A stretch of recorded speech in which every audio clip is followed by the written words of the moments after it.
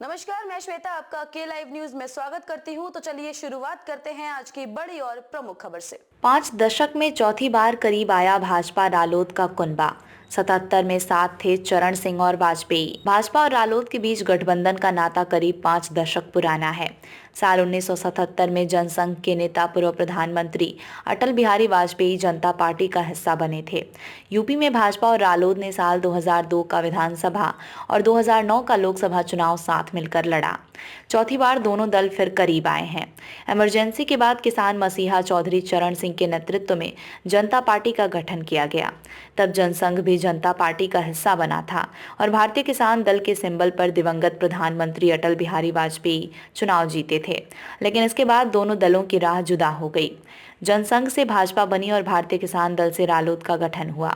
साल 2002 में भाजपा रालोद का यूपी विधानसभा के चुनाव में गठबंधन हुआ। रालोद ने अपने हिस्से में आई सभी 14 सीटों पर जीत दर्ज की, लेकिन चुनाव के बाद दोनों दलों की राह फिर अलग हो गई।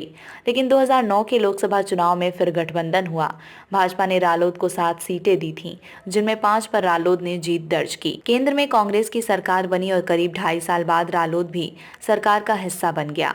चौधरी अजीत सिंह को केंद्रीय उड्डयन मंत्री बनाया गया था। गठबंधन में इन सीटों पर जीता था रालोद। भाजपा से गठबंधन में रालोद ने 2009 में 5 सीटें जीत ली थीं। बागपत से अजित सिंह, बिजनौर से संजय चौहान, मथुरा से जयंत सिंह, हाथरस सुरक्षित सीट से सारिका बघेल, अमरोहा से देवेंद्र नागपाल सांसद चुने गए थे, जबकि नगीना से मुंशी रामपाल और मुजफ्फरनगर से अनुराधा चौधरी चुनाव हार गई थीं। मुजफ्फरनगर दंगे से बदल गए हालात। साल 2013 में मुजफ्फरनगर दंगा हुआ और 2014 में लोकसभा चुनाव। प्रधानमंत्री नरेंद्र मोदी के नेतृत्व में भाजपा नई ताकत बनकर उभरी। चुनाव से पहले रालोद ने भाजपा के साथ गठबंधन में जाने से इनकार कर दिया था। असल में दंगे के बाद दिवंगत अजीत सिंह ने कांग्रेस सरकार से केंद्र में जाटों को आरक्षण दिलाने का दांव चला था। आरक्षण मिला और उन्होंने कांग्रेस के साथ रहकर ही चुनाव लड़ा। लेकिन 2014 और 2019 में रालोद को एक भी सीट नहीं मिली। 2017 के विधानसभा चुनाव में सिर्फ छपरौली से सहेंद्र सिंह रमाला जीते थे। राज्यसभा चुनाव में क्रॉस वोटिंग के मामले में उन्हें भी रालोद से हटा दिया गया था। रालोद ने 22 में दिखाया दम तो शुरू हुई बात। रालोद ने 2022 के विधानसभा चुनाव में दमखम दिखाया। सपा के साथ गठबंधन में पश्चिमी यूपी की 9 सीटों पर जीत दर्ज की।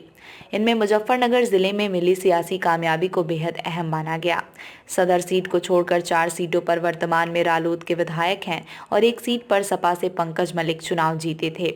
इससे रालोद अध्यक्ष जयंत सिंह का सियासी कद बढ़ा। हालांकि 2022 में भी उनके रालोद में जाने की चर्चा तेज हुई थी।